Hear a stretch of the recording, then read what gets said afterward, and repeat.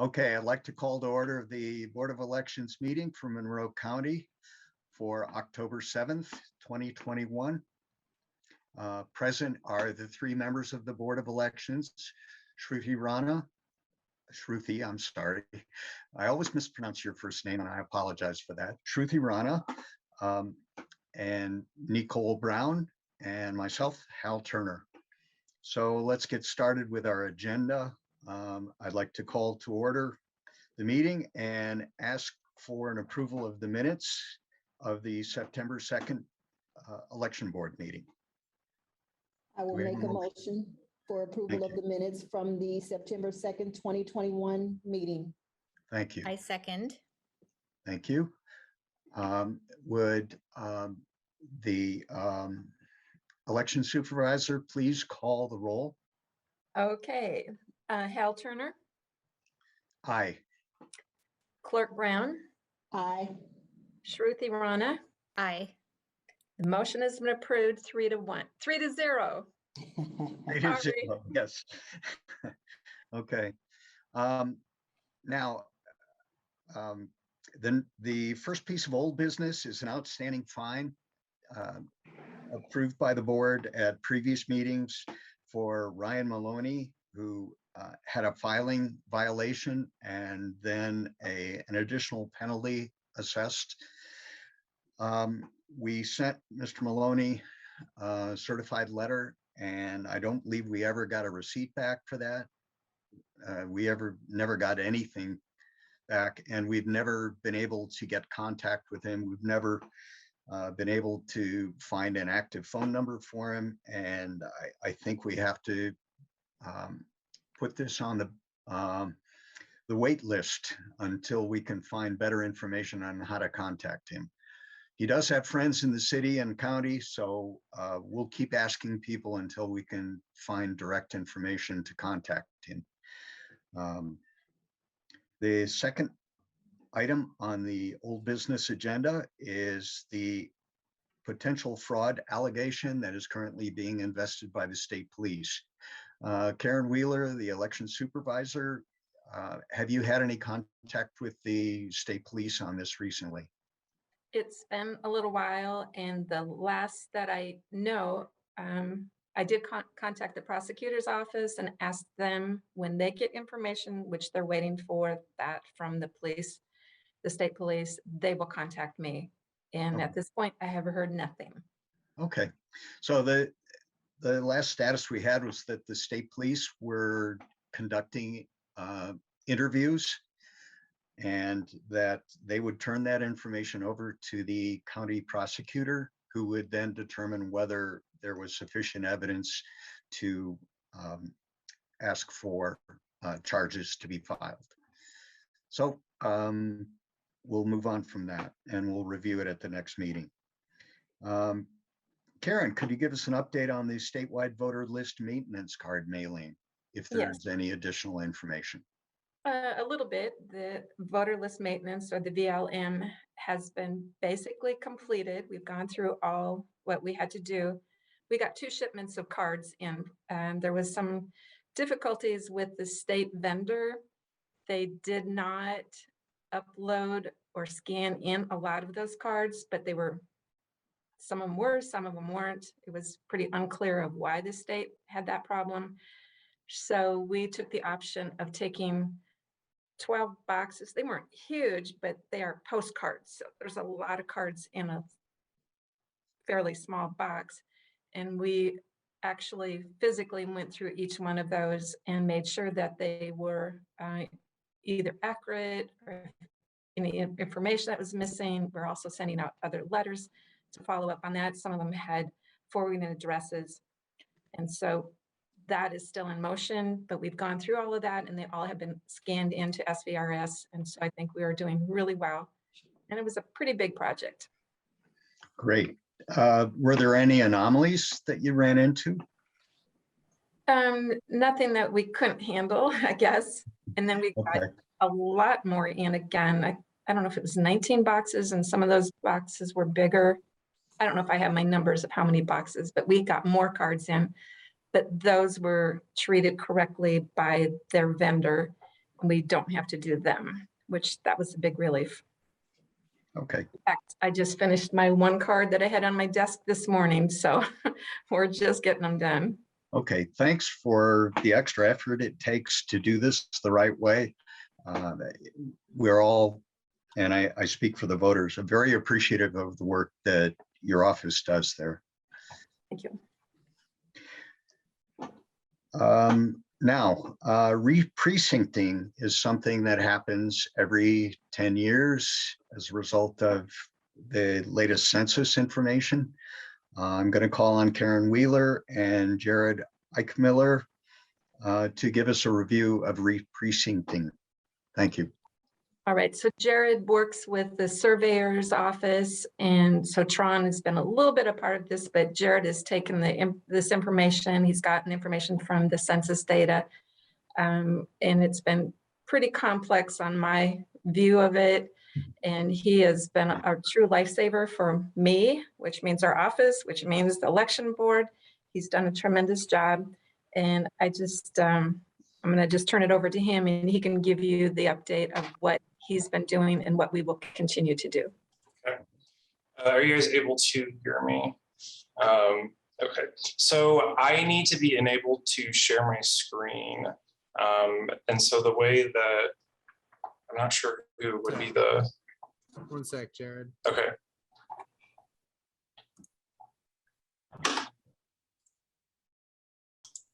Jared, I'm going to make you co-host, and that way you can share your screen. Just don't mess with the rest of the settings. Okay.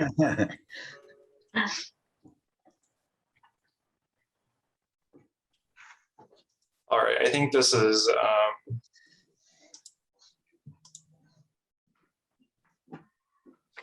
it's 10 slides, and so I just want to give kind of a brief overview of our progress on this, what this process has encompassed, and then while I'm being brief, like if you want more specific questions, by all means ask. So I apologize, the Zoom toolbar always covers up everything.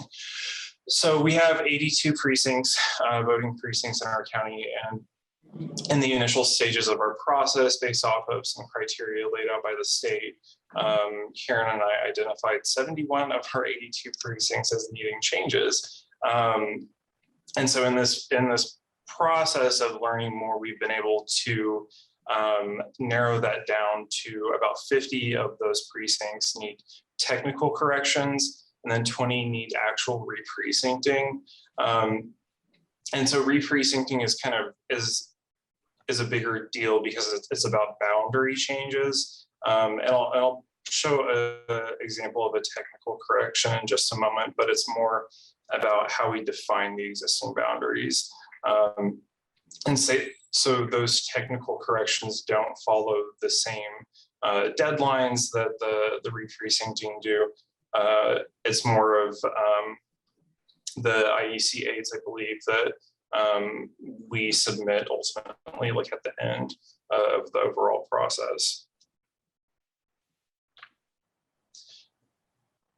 And so census blocks, like, they're kind of difficult to concept because they're supposed to be similar to like blocks, right, of streets, and they really aren't on the ground. And so this is an example of a technical correction. So this is Bloomington 23, the precinct, and the gray lines are the blocks within that precinct.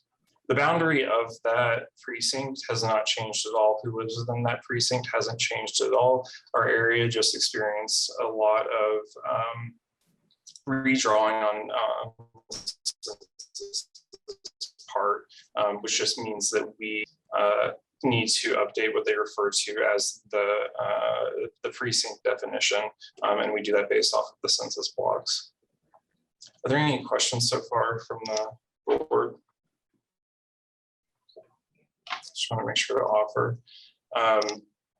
So for the actual re-precincting piece, there are a few layers of criteria that we have gone through.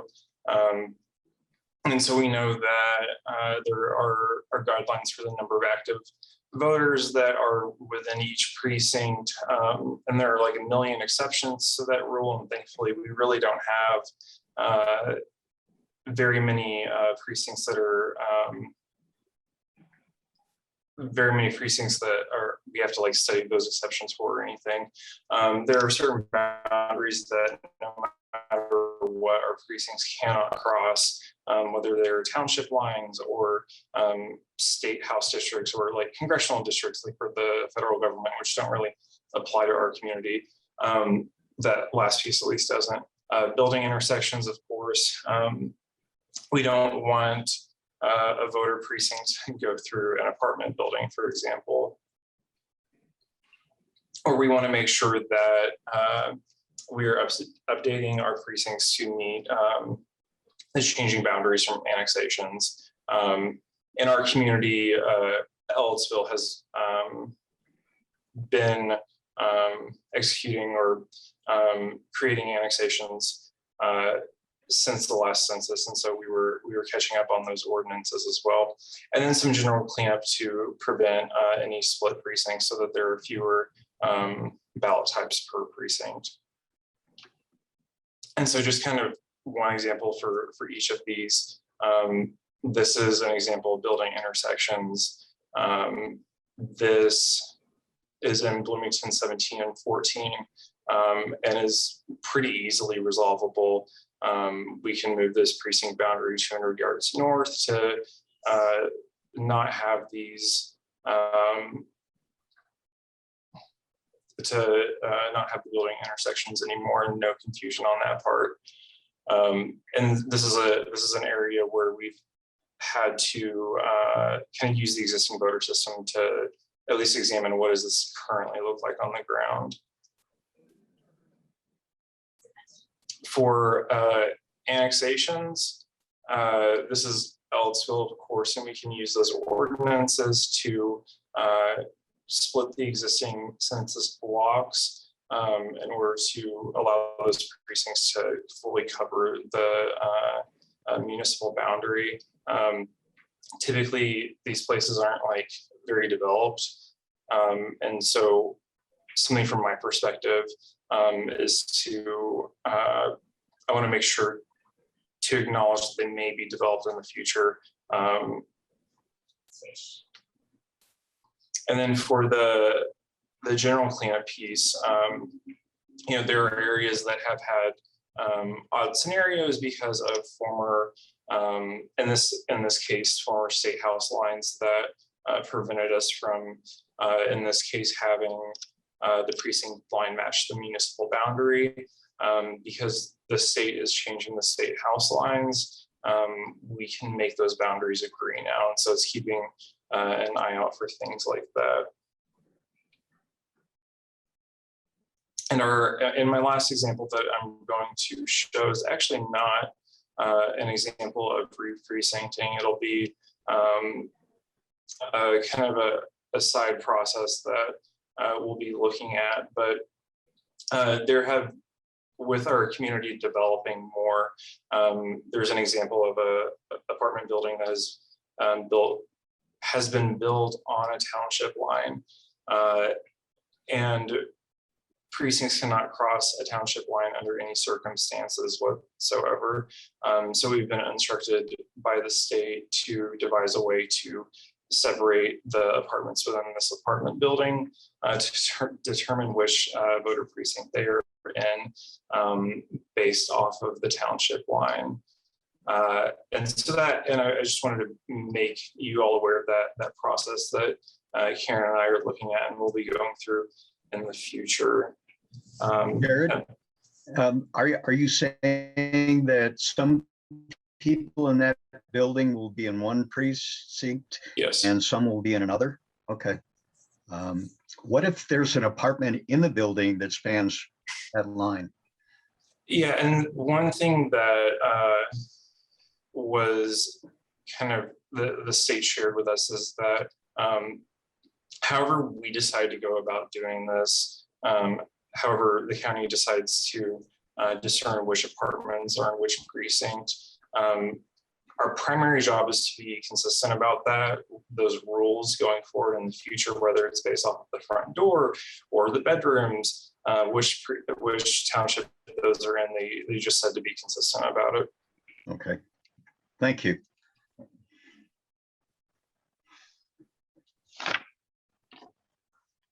Does anyone else have questions? Also, I would like to add a little bit to that. That particular apartment is right, if you look right to the left of that, that's where the police station is. So it's the apartment on the corner, and it probably happened because the road changed. I don't know how long ago, but I think a long time ago, but it's at least been brought up now. And so it is interesting. It's not an easy fix in one way. We just have to figure out how to do it. But the state does like to have us know, where does that person sleep? Of course, and there's the problems. There could be a bedroom in the front and a bedroom in the back. Who are you? Are you looking at percentage of most bedrooms being in the back or the front? But we have found out that Marion County has had something similar, and I am on a rabbit trail here trying to find the right person. I've gotten a couple emails sent out and a phone call. I have not gotten any response back. They do not have a township problem, but they did have a school district line that went through a house. So I don't think this is very common. That's the only illustration that Matthew Kochevar, he's the attorney, one of the attorneys at the state, had mentioned. So we're kind of in a unique situation, but so we're working on the different options, and we've got some legal counsel here too with Jeff, and we're trying to get everything put together, what would work the best. Great. How long do you expect this process will go on? Jared? Sure. The process, the state has given us basically, I think, rolling deadlines is the way to put it, Karen. And we are supposed to have this kind of like finalized by the end of the year. Our big deadline, or not our big deadline, but our next one is October 15th, which is coming right around the corner. We don't have to have everything perfectly in order, but we need to have as much as we can. The commissioners do end up signing off on this, but they don't have to sign off at that time. So we're trying to give everything to the state as best as we can by the 15th of October. Then, of course, they still make their changes and it comes back to us again. And so that's kind of why some of the technical corrections have the later date toward the end of December. But it's quite involved. But the very first thing we have to do is get the precincts. So that's our number one before we do the redistricting. And that's another whole subject. Right. And I expect we'll hear about that at an upcoming meeting. All right. Thank you. Thank you for that update.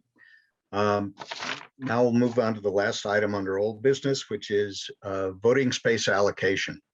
And that is something that our county clerk, Nicole Brown, has been working with. Nicole. Thank you, Mr. Howell, and good afternoon, everybody. We appreciate you joining us today. All of our old friends, new friends, special guests, we're incredibly grateful. Discussions continue with respect to the voting space. Thank you, a special thank you to both of you, Shruti and Mr. Howell, particularly when I wasn't able to be on the meeting because of conferences, or I had to scoot to attend a conference. You stood in my stead and articulated what was going on and latest updates and things.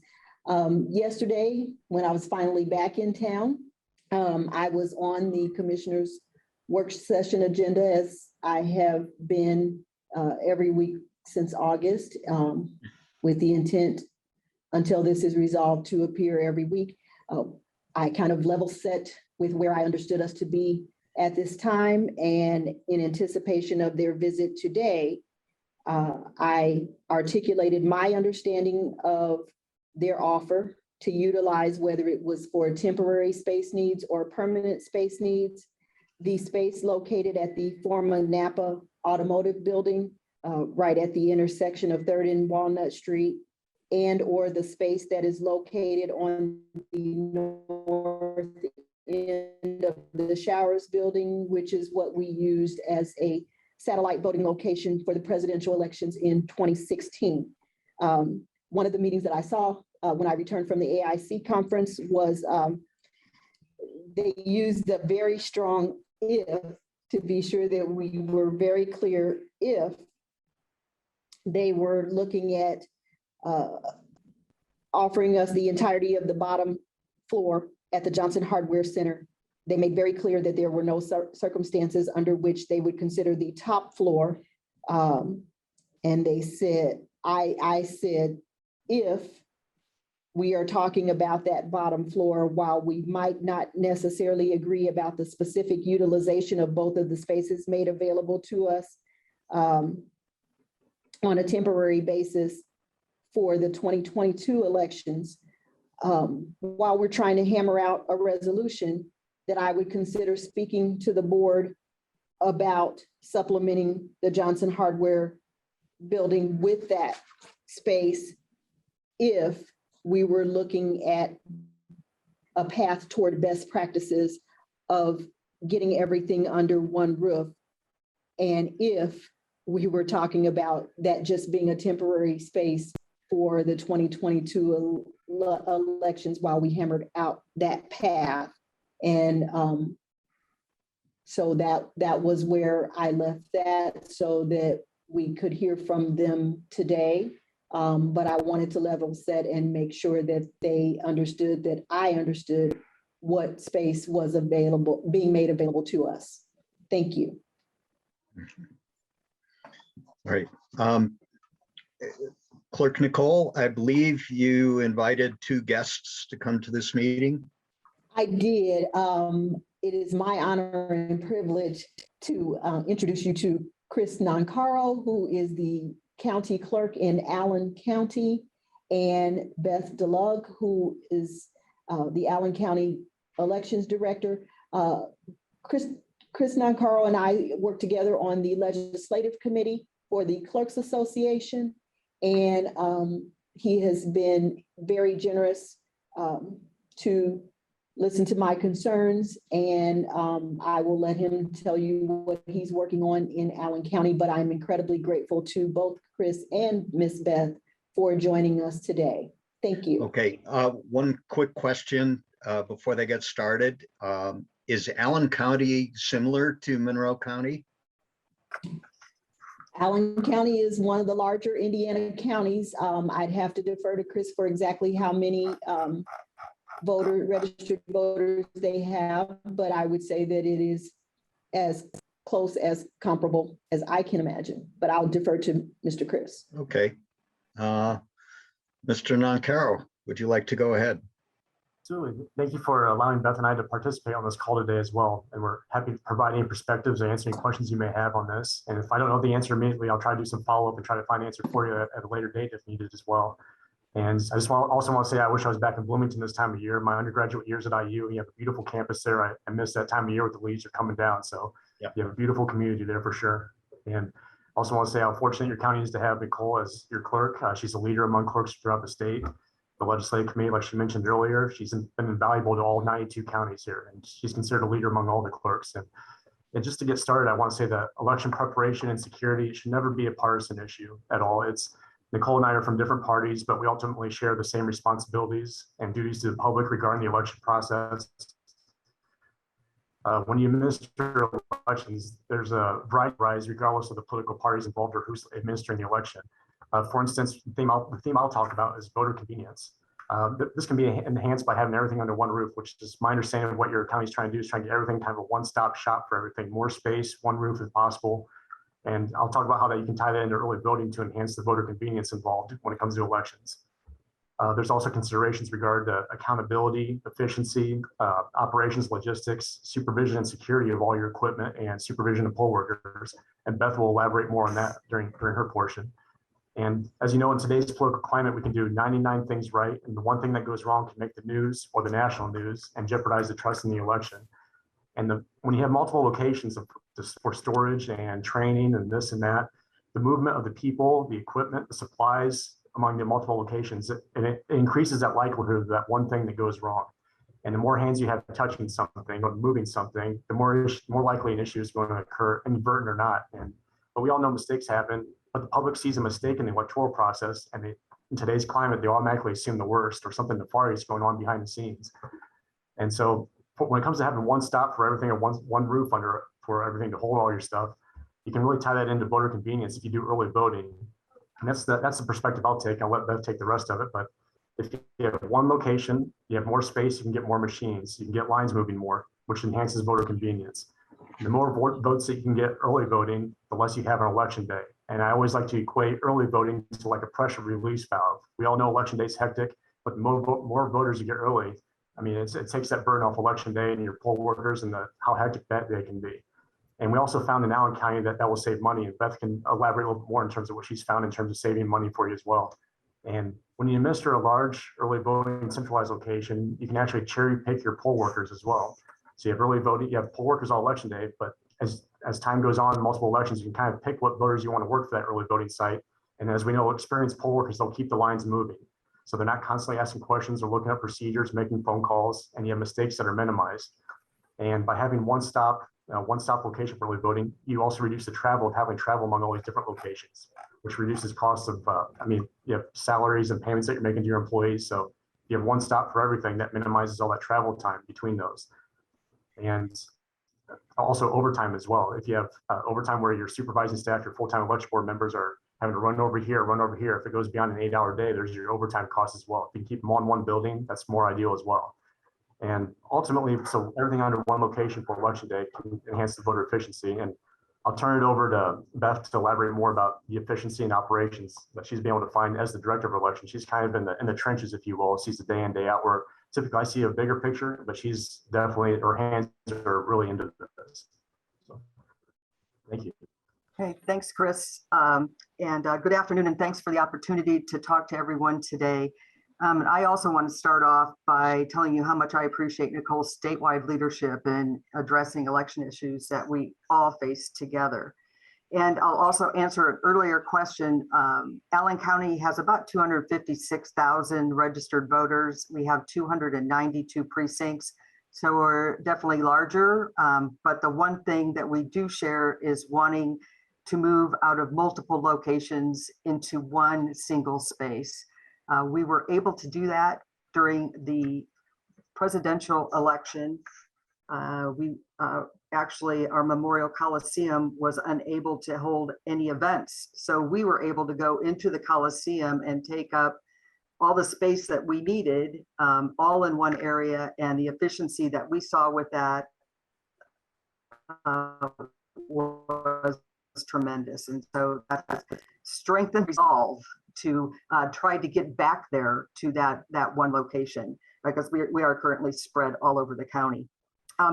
Since 2017, after the Department of Homeland Security designated election equipment as critical infrastructure, the public's expectations regarding ballot security rapidly increased. And we are currently in a climate where all aspects of election administration are under a microscope.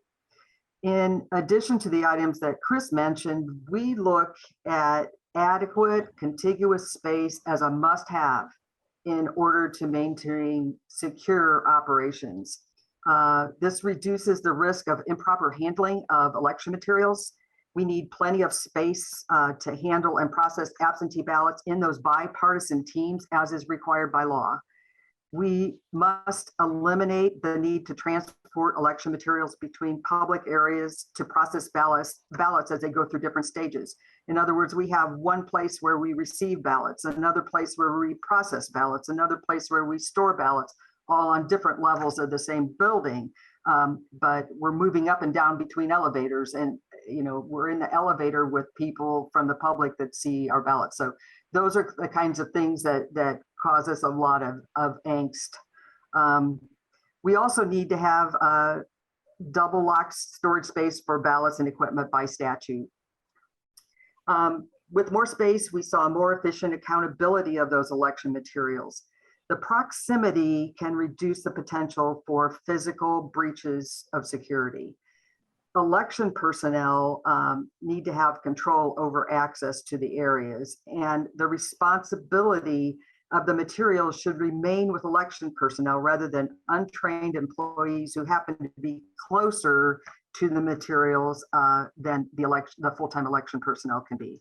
Cameras on materials in different areas of buildings or the county can help us recreate what happened if the area was breached, but it does not proactively stop a breach.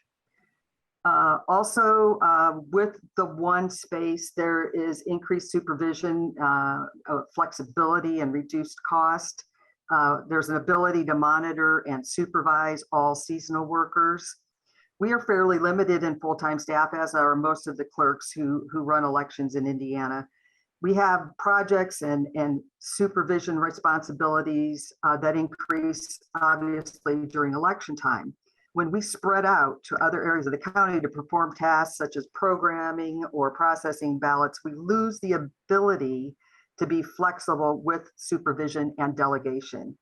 And this causes what I call a supervision desert, where we don't have enough qualified staff where we need them and when we need them.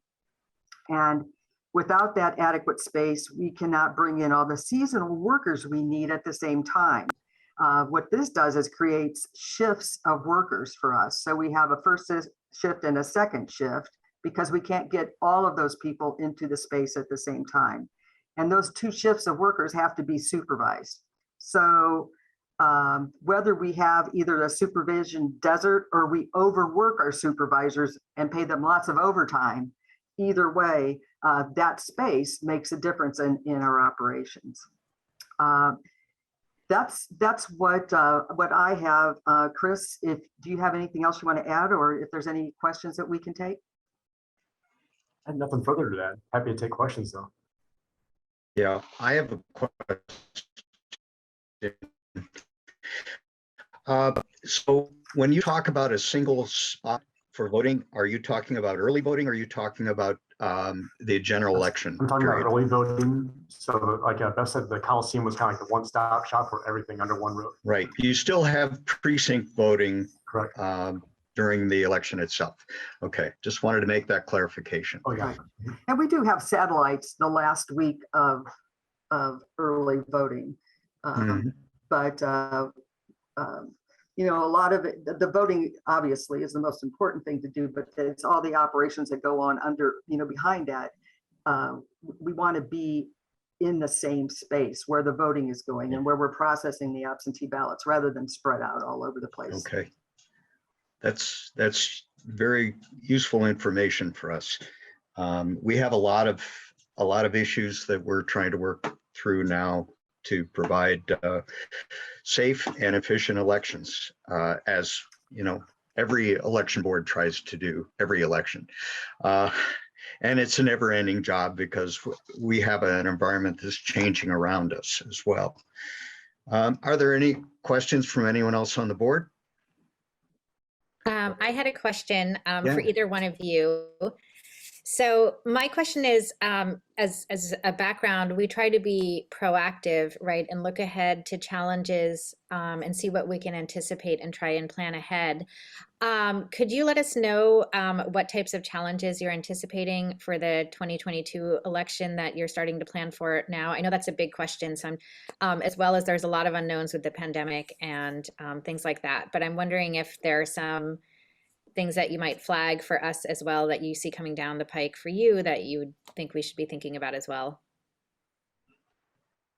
Well, for me, the biggest thing is implementing all the legislation that was put in last year. I mean, that is first, and well, first after we get the redistricting, boy, I tell you, my heart is with you guys because I have been working on redistricting and reprecincting since July, pretty much exclusively. Luckily, I have enough GIS background that I can do that myself, but it is a tremendous job. But the other thing that's huge for us is just taking all those little bits of pieces of legislation that was put into place last year and trying to fit those into our operations.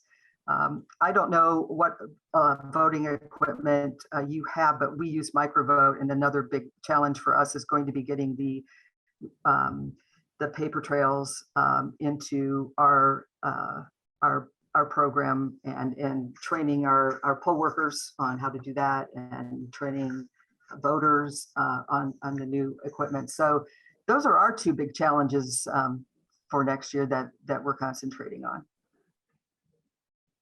Miss Beth, this is Nicole. We are a paper ballot county here in Monroe, and our vendor is Hart. Okay, great.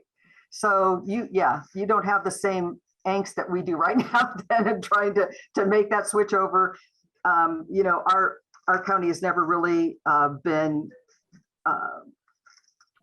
they've always been happy with the DREs, but and we've never really had any push from any of our voters to go to any kind of paper ballots, but it is what it is. So here we go. Okay. Are there any other questions from the board? No, All right. sir. Just a huge thank you to both Mr. Chris and Miss Beth. You are a beacon for the state, and I'm very, very grateful and honored to work with you. Chris and Beth, could you hang on for the rest of the meeting so that if we have any questions from listeners and viewers that they could have a chance to get those questions answered? I can stay until 2:15 or so. That's fine. Great. Okay. That's terrific. Thank you. And now we have the Board of Commissioners who have requested to make a presentation. Who will be doing the presentation on that? Hello. Hello. Julie Thomas here from the Monroe County Board of Commissioners, and both Lee Jones and Penny Gissens are here as well. We don't really have much of a presentation, but I did want to start, if I might, backtracking a little on your agenda, if I may do so, that we're going to be reviewing the document from Mr. Eichmiller and Ms. Wheeler this next week at our meeting. But just a caveat that things may still change. Those precinct boundaries may change again because we are moving forward with the redistricting committee, and they're going to be looking at precincts as well. So there may be some additional changes, but according to Mr. Cockrell, the state said, just go ahead and make what you want now and make more later. So we just, you know, we've been waiting for that census information, and apparently we now have it. So we're moving forward. It's so late to be doing this, but I think it'll be a great process. And we look forward to having the technical support of the election division and also our GIS coordinator. And we'll be sending an email out about that next week to you all to keep you apprised. So I just, if I may, just go backwards a little bit. So now back to what we're talking about, which is facilities. And I do want to say that I apologize, I missed the entire Board of Commissioners meeting yesterday due to a conflict, but so I think a good place for us to start is to start with what we agree with, what we all agree on. And I've not heard anybody say anything different, which is we want voting that's fair and accessible to everyone. We want to make this process as smooth and as easy and secure, all of those words. And we all agree on that. And we also know that we need to find a solution quickly. So we all agree on that. So let's take those two things and build a consensus from there as to how to move forward. And in the spirit of collaboration and moving forward, we really want to convene a working group as soon as possible. We've offered before, but we'll be very specific this time. This is an important conversation. It needs its own agenda and its own time and place. And we have randomly picked 3 days and times next week when we're available, Monday at noon or Tuesday or Thursday at 1. If any of those times work, great. And if not, Ms. Purdy has agreed to send out a doodle poll to this esteemed board so that we can all get one day and time set on our calendars and we can meet. We are currently utilizing this working group model for our criminal justice reform study group. It is on Zoom. It is totally transparent to the public. We don't take public comment. That can come when decisions have to be made, which is later. But it's a time to really be focused and transparent in discussions about facilities and all of that. So we hope a similar format can be utilized for this meeting. We would encourage that the board to agree, have this as a broadcast public meeting. Again, not necessarily for public comment, but for at least for transparency's sake, so people can see what's going on. We were at the end of the last meeting last month. We heard mention of a report or some kind of response to from this board, and we just want to let you know we have not received it yet, but we do hope that we can get that in time for the next meeting of our, hopefully our working group. One of the concerns that we have is there's a lot of misinformation out there, and for example, we never suggested that Napa replace Election Central. We thought it could be perhaps an additional early voting site if needed, but really we're thinking ballot processing, storage, and things like that.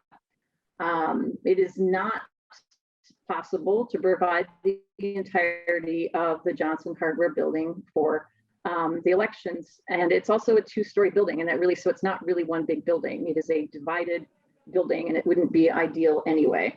So we need to make sure that we work together to find that solution that works for everyone. And we're going to do everything we can to make this work. That's our goal. If this board, when we meet, decides that they want to have a one-stop shop, and clearly that is for Allen County, not at where they do business day to day. So we can talk to the convention center and see if that's something you want to do. You want to try to rent out the convention center for elections for the long term. And that may be something you want to do, but we need to, if that's what we want to do, then that's what will help you work on that. We're happy to do anything we can to expedite the process and make it as smooth as possible. So in addition to using that main floor of Election Central for voting, we highly strongly encourage the election board to consider creating additional satellite locations that are not downtown. People don't all live and work downtown. I hear what the great folks at Allen County are saying, but we believe that funneling every voter through a set of doors is going to be a problem, especially if it's Election Central. Having a second floor is not going to change that. So in addition to the downtown Election Central at Johnson Hardware, we ask that you consider getting some satellite locations. And we are so ready and happy to help find those locations and help. You know, we have contacts all throughout this community. You know, we could think of township offices and fire stations and all kinds of places everywhere where this could be really convenient and a great for our community. We will commit to going to the council as your partner to ask for additional funding, whether it be for a space or for additional poll workers, whatever is needed. We will go with you. We will make that case with you. And it seems that the council is inclined to ensure that the vote is accessible and fair and secure. So I don't think that's going to be an issue. Of course, we never know, but we will go with you and as your partner and do that. So we want to do all we can to work with you all through this process. And I don't know if either of my colleagues want to chime in at this point. Lee or Penny? Not right now, thank you. Ms. Giffens?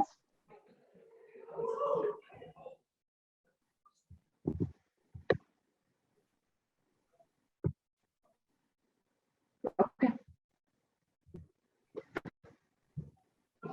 So that's where we're at. And so we'd like to try to get that working group going as soon as possible. Great. Thank Great. you. And we will work with you on that as expeditiously as we can. I think the doodle poll, Mr. Howe, would be an excellent idea. Yep. Let's do that. At least a couple weeks out, options for a couple weeks out to Okay. accommodate all of our schedules, I can't talk. A doodle poll would be a good place to start. Great. Let's, we'll work with Ms. Purdy and she'll get that out to you very soon. If you need a couple of weeks of window, then that might take us a little time to put together, but we should be able to do that. Terrific. Okay. And President Julie, thank you very much for the presentation and for helping move this along. Thanks. Yep. Any questions from any of the board on the presentation we had from the Board of Commissioners? No. Okay, then we will move on to new business. The first order of new business will be the transfer of the gavel, and that will be done through a motion from the board. I will make a motion to transfer the gavel from the esteemed Mr. Howe to Ms. Shruti, and very much excitedly look forward to your leadership, Ms. Shruti. You've been an invaluable contributor to the election board, and I know that you are going to take those reins and run with them. Thank you. Thank you. Am I allowed to second that motion? I'll second it. Okay. But Yeah. Can I just say thank you as well? It's been an honor to work with this board and everyone here, and I'm excited to take the reins. Great, great. And we're all looking forward to that as well. Could I ask the election supervisor to call the roll on the vote? Yes, Hal Turner, I vote aye. Clerk Brown, Aye. and Shruti Rana. Aye. The motion has been approved 3-0.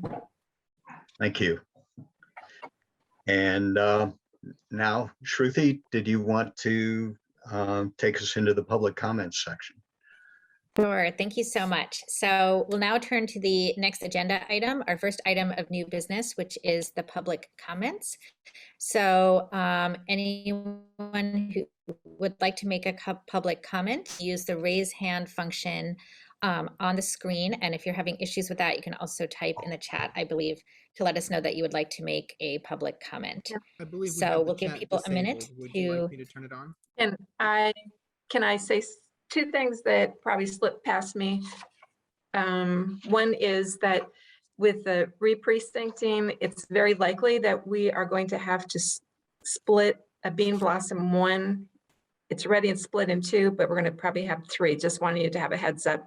So it will probably be Bean Blossom 1 County, Bean Blossom 1 Ellettsville, and Bean Blossom 1 Steinsville. So that's just something for knowledge. And then I don't think I showed you this. I don't know. Did I? No. I got it. have not, but I've Okay. heard about it. Okay, this is pretty exciting to me. I love this. It's our QR code. It's our first one that we've ever had for voter registration, and this will take you right to indianavoters.com. I think a lot of our younger people are going to love it. And actually, okay, I'm not younger, but I think it's pretty cool. And that has been provided to us by the League of Women's Voters. They created this for us. And so if anybody's interested in getting that from me, I'll send it out to you, or however you want to pick them up here at the office. I have some printed. I can send them email, and this is a great way of voter registration. Also, if you want to check your voter registration, or once we have a ballot out there, you want to see who's on your ballot. So we are right uptown with this. Thank That's you so great. much. Yeah. Yeah, I think it's quite exciting and a great step forward, right, into new technology. So I think it'll be very useful. And thank you also for the update on the re-precincting. So, and I guess Nicole, did you want to make a comment? No, I thought I heard TSD trying to ask us about enabling the chat feature which would allow for public comment, but I am not. I am technologically challenged, so I may have misunderstood what he said. Yeah, and I might have jumped the gun and said people could use the chat without checking with.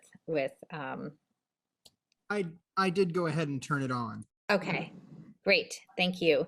So why don't we just start that process over, and I'll remake the announcement. So we'll move now to public comments, or at least open for public comment.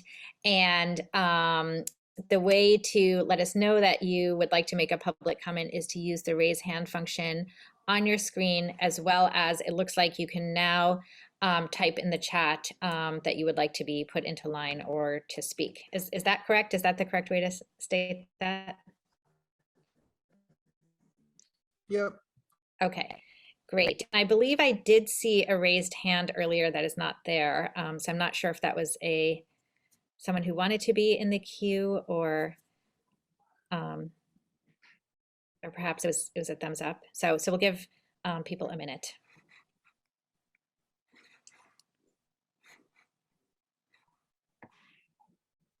Okay, so I do see a raised hand. So Natalia Galvan. Okay, thanks. Can you hear me?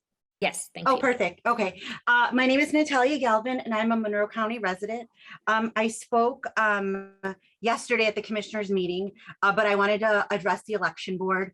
I wear many hats here in Monroe County, but I wanted to speak on behalf of one of the hats I wear is I'm a Monroe County CASA. And we had flooding recently this year, you know, as many businesses did, and we were flooded. And just as a CASA, we were mildly inconvenienced, but it just reiterated to me, especially after hearing the clerks from different counties that came yesterday to make public comment, how important it would be to expand that space at the existing location at on 7th and Madison, since it has that second floor that the Napa building doesn't. I also went to, I had a visit with my child, who I'm not a parent, but I'm a CASA, and I have a small child, and I'm like, it just kind of reiterated to me how important it would be to look at the safety of not just adults, you know, that are going to go vote 18 and older, but anyone we would bring to come vote with us. That 3rd and Walnut location really concerns me, just not only for the safety of adults and all the exhaust fumes that we ingest, but also for the safety of children. You know, even City Council addressed that earlier with their ordinance 2112, the ordinance passed earlier this year by 3 council members about the right turn on reds in that area. So I really want to reiterate, there's a safety issue whenever we have to think about new places to vote. And I ask that the election board really, you know, takes the consideration of voters, and the commissioners take the consideration of voters of all ages and children alike when they're making this decision. Thanks. Thank you so much for the comment. And I see another hand raised. And just before that, I just wanted to also note that the chat is now working. We have a comment in there, so I know that that is now working. So we'll move next to Jim Shelton.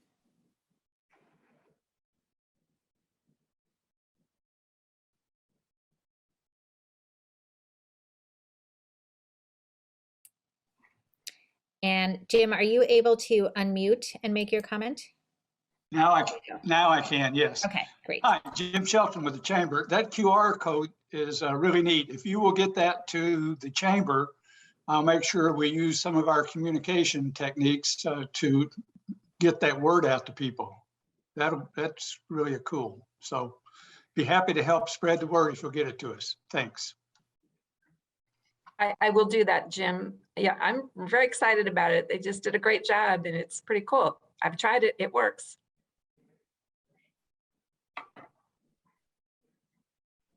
Thank you. So let me look again just quickly to see if there's another raised hand or chat. It looks like not. Thank you so much. So we'll move on to the next item of business, which is to let everyone know that our next next county election board meeting is on November 4th, again at 1 p.m. And the attendance information will be on our Monroe County Election Board website. So with that, I'll just quickly check with my fellow board members to see if they have any other items. Okay, great. And with that, I will move to adjourn the meeting. I will second.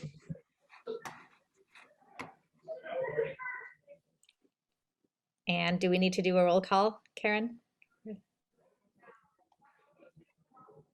I'm so sorry. I was getting ready to send that QR code over to the chamber. So Hal Turner. And you're on mute, but I see your head nod. Clerk Brown. Yes. And Shruti Rana. Yes.